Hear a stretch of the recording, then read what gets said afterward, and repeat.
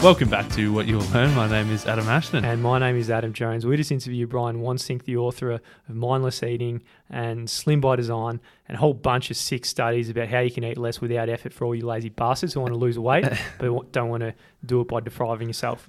It's a good idea. It's crazy how such small, insignificant, or seemingly insignificant things can have such a big impact on our weight, by the end of the year. Small, tiny tweaks that we don't even realize that are helping us eat healthier and eat less. So Brian Wansink, he's great. He's a big thinker. He's had a big influence on the world in terms of behavioural economics and food. I hope you guys enjoy listening as much as we did speaking to him, and we'll get into the interview now with Big Brian. I'd like to start with just my own story over the last 12 months. I don't know how it happened, but I've managed to put on 10 kilos. And I'd just like to ask you if the eyes are just going up. So I've really stacked them on, and I really don't know why. I feel like I haven't changed a hell of a lot. But if you were a betting man, and the way most people stack them on without even realizing it, what do people normally do to put on so much weight? Usually it's one of two major categories of things. Either, and this first one wouldn't be you, but either you just throw in the towel for whatever reason. Your fiance dumped you, or something went wrong, whatever. You say, hey, it's just not worth it. I'm throwing in the towel. And fortunately for most people, doesn't last a lifetime. It's a short period of time. But that's one general category of things. But the second thing is a really interesting deal, and it's what influences most of us, is that some little thing goes awry in our lives. And that could be, you hurt your Achilles tendon, or you've been lifting weights a lot, and you hurt your shoulder, and you can't really get back into exercising like you thought. Or it might be something that something goes wrong in some other way, but a fairly minor thing. And that's then what leads a person, again, not to throw in the towel, but just in a small way to do something like, hey, I really like I haven't eaten cold cereal for a long time. I like cold cereal in the morning. I like that second or third or fourth bowl. And all of a sudden, within really just 2 or 3 weeks of reminding yourself what that experience is like, it becomes a part of your pattern. And that's usually that's what happens in the cases where people, when they can't really specifically diagnose it.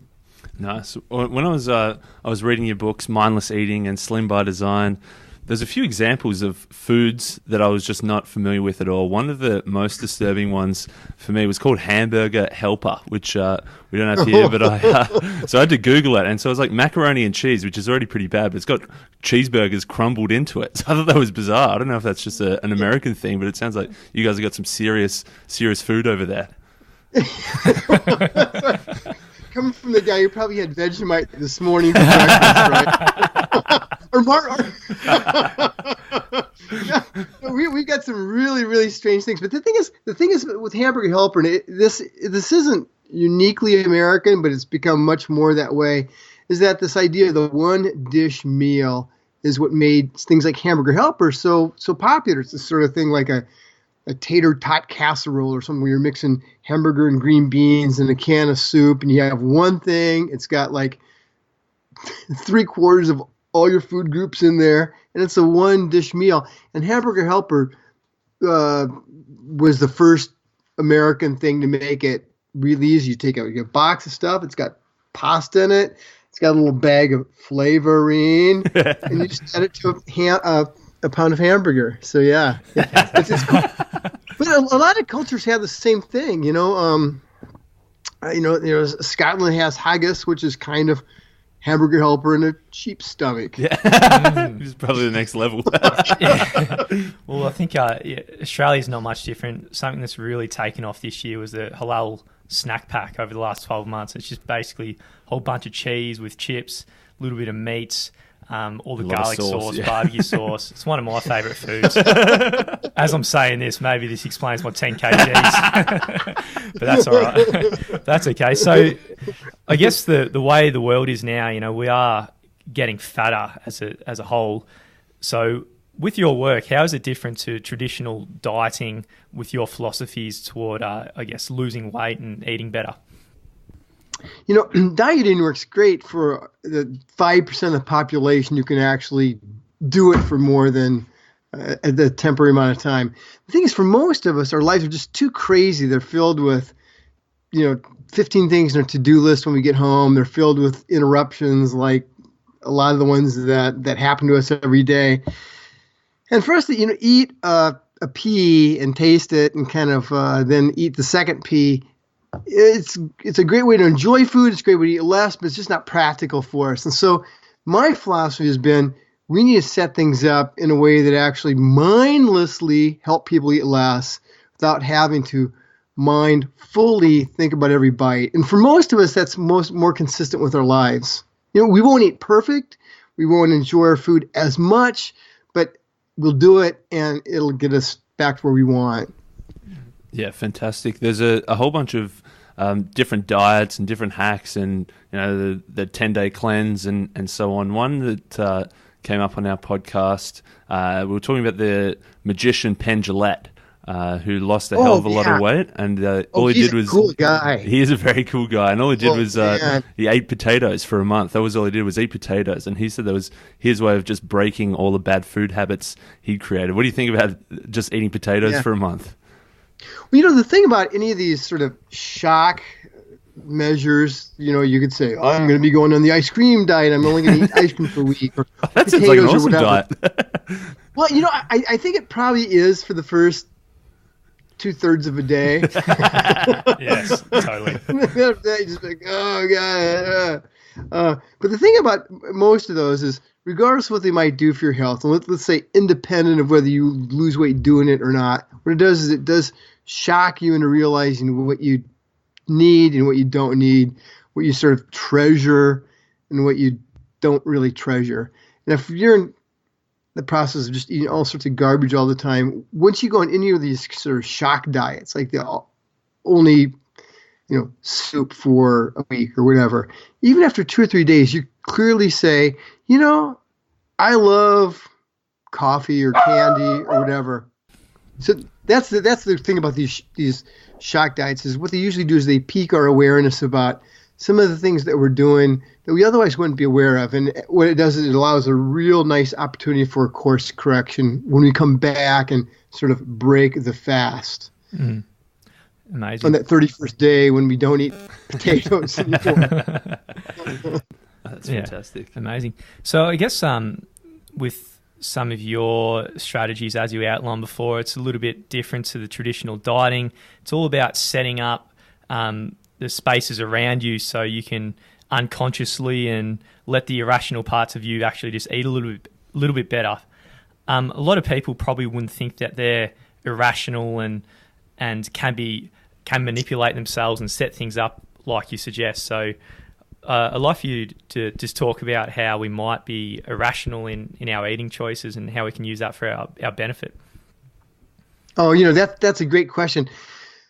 Well, one of the things we used to do is after we do a bunch of studies, we'd ask people, we'd show that, I don't know, they poured more, alcohol into a short fat glass than a tall skinny one, or that they ate more from a candy dish that was sitting on their desk but opaque versus far away. And once we'd show people how much of an impact this had on them, eating 30% more or whatever. It was interesting now, out of everybody we talked to, about 6% of people would say, oh my gosh, that's incredible. I can't believe that I did that. Yeah. Okay. Yeah. And they would change things. About 15% would say, I can see where that would happen. I'm sorry, about 25% rather would say, I can see where that could happen to other people, how they could get fooled by a candy dish being close by, or pour too much in a short white glass, but that wouldn't happen to me. And then the remaining about 70% would say, that's not going to happen to anybody who isn't just a total bozo, a total idiot. So no, that would never happen to anybody in the world, let alone myself. And the fact that about 93% 93 to 95% of the population believes it doesn't happen to them, is really why these things end up having such a major impact on us. It's because we want to think we're smarter than the bowl that's sitting on the table. Mm-hmm. Yeah, fantastic. So in your book, Slim by Design, you sort of applied how can some of these studies that you've done and the things that you found, how can we actually apply them to our lives? And one place was like the home, and specifically the kitchen. So what are some of the small things that we can do to, say, our kitchen or our home that we might not think would make such a big difference, but have a surprisingly large impact on what we do and don't eat?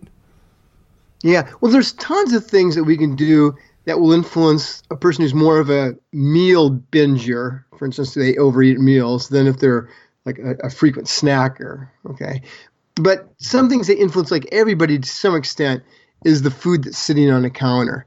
So we did this kind of cool study where we went to maybe about 240 American households, and we took photos of everything in the kitchen, everything, and we weighed people, and we looked at what correlated with their weight, with their BMI, and what we found was that if somebody had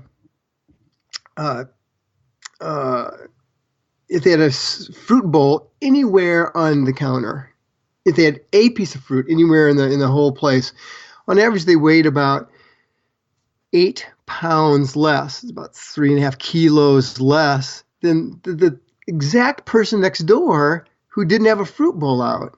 Well, if you want to eat better, if you want to weigh a little bit less, it's probably a good idea to have a fruit bowl.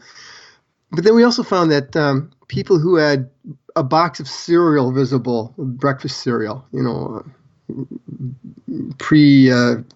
any kind of breakfast cereal sitting out anywhere that was visible, they weighed on average about 20 pounds or about 8 kilos more than the neighbor next door who didn't have it. Because the thing is, you walk by a box of cereal and you're like, we're almost all of us could convince ourselves we're hungry at any moment of our lives. It's like, look, there's a nice box of cereal. There's a beautiful smiling woman on it with perfect teeth and happy. It's like, well, how much could this hurt? It's got vitamins and minerals in it. So I think one thing we found is that this, and it's backed by a lot of other things we did, that simply clearing all the food off your counter except for fruit bowl ends up being a tremendous thing.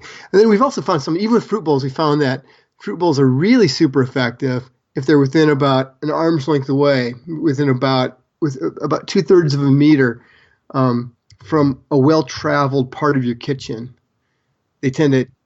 People tend to eat a lot more. And if there's at least 2 or more different types of fruits, an orange and a banana or apples and grapes, it gets more of a pickup too. So that's one thing. I understand you got a whole bunch of recommendations in your book. Is there anything else we can do also around the house to help me lose these 10 kgs?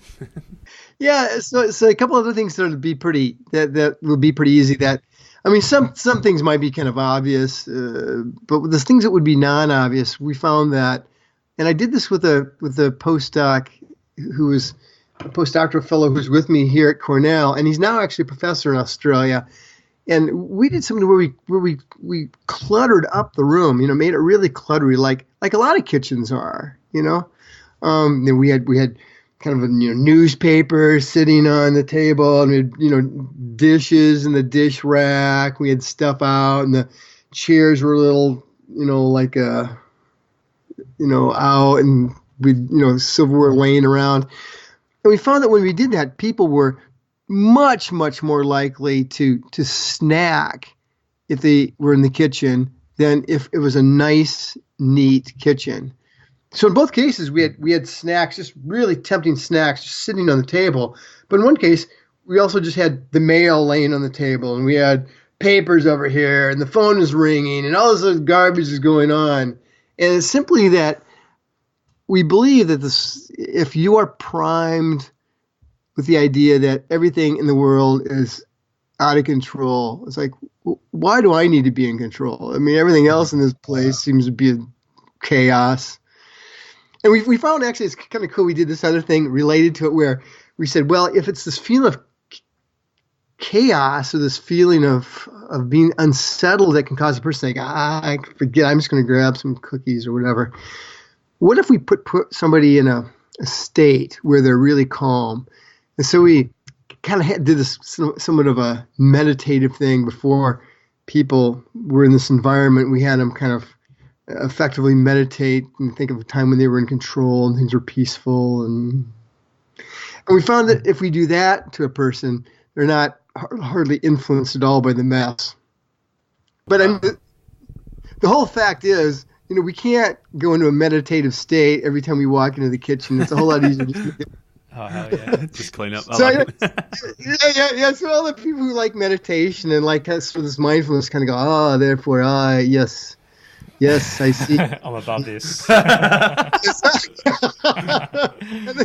And it's just like, well, really, just put the dishes away, okay? And don't, don't leave your mail on the counter. Fantastic. One of the other recommendations, so you had like a scorecard in Slim by Design that we could score ourselves. And one of the big ones that you said was don't have a microwave, which I think is a pretty different thing. I think almost every kitchen probably has a microwave. Can you tell us about why they're so bad for us? Oh, yeah, no, actually, we would never. Yeah, I that's sort of when you're listening to 100 things, as people want to get super serious about it. It's only because it makes things just so super convenient to kind of do the wrong thing, So I mean, we actually have our microwaves actually in the laundry room. It makes you just a little less likely to kind of go, what is it that I can warm up right away versus what is it that I might be able to just cook?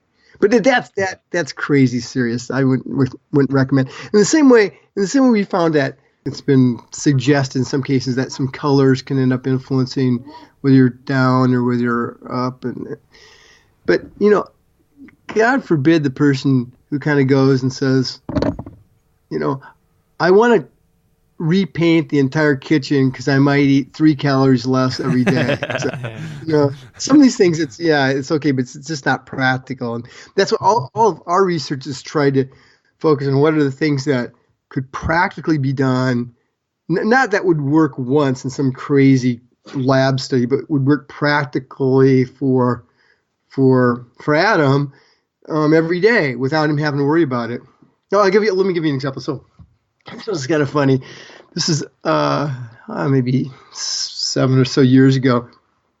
I got a call from a journalist who had covered some of our stuff in the past. He says, "Hey, I'd like you to comment about this new study that came out." And and the new study showed that if you took a bunch of people, of course, in a lab situation, not in a real environment, and it gave them a fork and it had them eat. They were instructed every time after they took a bite of whatever it was, pasta or whatever it was, they had to set the fork down and like count to 10 or something before they could pick it up again. and she tells me the study, and she goes, guess what happened? I go, oh, people ate less. She goes, how did you know? Yeah. And I said, well, people ate less for the one time they ever did it, because no one's going to do that a second time. So it's one of these examples where, here's a great solution. It's just that it doesn't work in real life because that's not the way real people want to live. Yeah, absolutely. I like it. And as we're sort of talking about it, I know that these sort of social science and studies and things like this, you've been in a little bit of controversy lately. What's sort of going on in your world at the moment? We don't know a hell of a lot about it, but the Twitter trolls are out and about, that's for sure. Oh yeah. Well, a while back, maybe a couple of years ago, some people came and they said, "Hey, wait a minute, there's some irregularities in some of the statistics in some of your papers," and we were kind of shocked, like, how could that be? But we have like probably about 10 people come through here every year from different countries, different things. And it's like, well, something could have slipped through the cracks. Well, we found a bunch of things where there's small changes, and fortunately, in none of the cases I'm aware of, it changed the conclusions of anything. But, it did it was a lot of egg on my face because, it showed that some of the things weren't as tight as maybe they should have been. That maybe we got too enthusiastic about doing too many cool studies, and we got too enthusiastic about our mission, and maybe not about dotting all the I's and crossing all the T's. Yeah. And in terms of, for me, it's sort of looking at it, if something, I suppose maybe it's just me very individual. I suppose like the academic rigors of everything, it needs to be super, super serious. But for me, probably looking at it, it's more sort of like, if there's something cool, small and easy that I can do, like having a tall, skinny glass as opposed to a short, fat glass, or just doing something small that maybe kickstarts a different way of eating or a different way of looking at it, and maybe one small change can lead to a bigger change. It seems like a positive thing to me. Yeah, that's a good thing to point out, because I think we see things kind of from two different perspectives. One is this, that for most social science, it doesn't work for everybody, but if something like this works for you, you try it. And most of the stuff that we look at, it won't work for 100% of the population, but the thing is, you try it out, and if you give it an earnest attempt, and you go, I put a fruit bowl out and it didn't work. Well, great, then don't have a fruit bowl. As we wrap it up toward the end, what are some of the books that have been really influential on you in your career? So it doesn't necessarily have to be health, but things that have really helped you along professionally. There's one book, and this is the most amazing book in the world. Okay, I read this when I was in 1979, when I was 19 years old, and it transformed my life. Okay, and I've read it probably 45 times since then. And it's a book by a guy, his name is David Schwartz, and it's called The Magic of Thinking Big. And what's interesting about this is I grew up in kind of a maybe lower income sort of family, and you don't really have that much of a vision as to what your life can be, other than maybe what your parents' life is and the people in the same block. And I read this book and I thought, holy goodness! I mean, I could do this stuff. I could do this. I could. I could wear a suit to work. Wow, that is crazy thinking. But I'd read it over and over and over again. And it's interesting, about 5 years or so ago, I have my lab, and part of my lab is students and part of it's other people. And I took all these undergraduate students. I thought, for one semester, I'm going to buy everybody this book, and we're going to read it, a new chapter every week for class, and discuss it. And there's 12 people in my lab, and I was kind of shocked that every week we'd come back and I'd say, what do you think about it? And about a third of the people would say, whatever. Okay. And they'd pick an example, being old or nerdy or whatever. And about a third of the people would say, well, this is just garbage. It's just obvious stuff, whatever. I've known this is obvious. But the other third would say, holy goodness, I learned this or this. I never thought about this. And it was a powerful book because not everybody needs to know some stuff. And some people might have been fortunate, they say a member of the, a lucky club where this stuff is obvious because of the way things their parents taught them or stuff. But for most of us, it was incredibly powerful. And I think it's continued to have an impact on me. Probably will for the next 40 years. To read a book 45 times must be one hell of a book. It was one of the very, very, very first books we did for the podcast. He's got it on the table there. No, well, this is probably the 50th copy I've bought for myself. Wow. See, it looks like still hanging on. Heck, and you can see I underline things in different colors, and yeah. I think they're just in different colors because at the time I picked up a pen, a different colored pen was sitting there. But, yeah. There's no code to it. You can see all sorts of notes written. Yeah. So anyway, that's the one that's had the big. So what's one that somebody's mentioned to you in the past that you thought was a pretty surprising book? I think almost all the time we hear surprising ones. I reckon about half the books we've read and then half the books we haven't read. So there's always something different. We interviewed Dan Ariely about Oh 12, yeah, I know 12 Dan months real ago well. now. And when we were talking to him, he actually a great mentioned a He is book. a great guy. He mentioned a book you might have heard of. It's called Mindless Eating. Oh,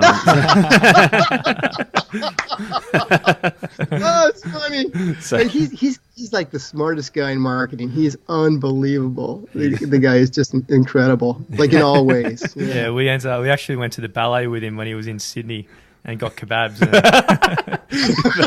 That's phenomenal. We're a little bit out of depth in conversation because, as you said, he is incredibly intelligent, but he's a great guy, really. Yeah, it's amazing. It's amazing. Yeah, so I read this book like I said in '79, and I ended up going to college and I graduated and I gave this all the credit and I wrote the guy when I graduated from college. This is maybe '82 or so. I wrote him this really a big long letter thanking him for everything that he'd done for me, and I got something. I didn't get anything back, but I found out later that he had just died like 2 years earlier. So. Anyway, yeah. So just as the last question, Brian, thanks so much for your time. It's been great to chat to you. What are you up to now? What's on for you next? Hey, what are the next projects? Yeah. So this is super cool. So I'm a big believer that in doing really easy, quick things. So like with the smarter lunchroom movement, we said, look, there's a lot of change that can be made in lunchrooms right away that help kids eat better, that don't entail grants or legislation or whatever. You just put the healthiest food first and kids will take more of that than if it's third, and just all sorts of things like this. And I think the lowest hanging fruit that exists currently that could help out a lot of our Western cultures is increasing the frequency and quality of the interactions at family meals. Not forget the food, but just increasing the frequency that we eat food together as a family, because I think it's a source of a lot of people feeling disconnected, a lot of kids feeling alienated, a lot of parents feeling unappreciated, a lot of people just feeling ornery. And I think, well, the research shows that it's also related to people eating better and eating healthier if they eat together as a unit, regardless of whether that unit be eating together at McDonald's or at home or eating falafels at the ballet or whatever, or kebabs or whatever. That's it. And I think there's some easy things that can be done. And in working together with a lot of different groups, I'm going to be trying to pull together some resurgence of this notion of the family meal. Just initially, just trying to bump it up a little bit and making that more and more and more. So that's what I'm going to be focusing on.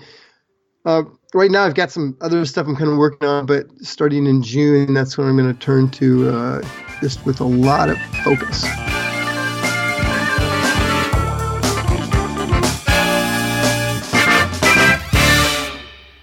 I don't think there's any better ROI in the world than books.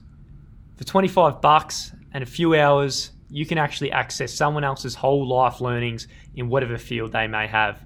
I mean, we were to speak with Brian Wansink, who has really focused his whole life on eating and how you can eat better and lose weight. So if there's anyone out there who you think can really benefit through the world of books, or that you think our podcast can help them in what they want, then do us a favor and do them a favor and share the show, because the world would be much better if there was more reading books and less watching TV.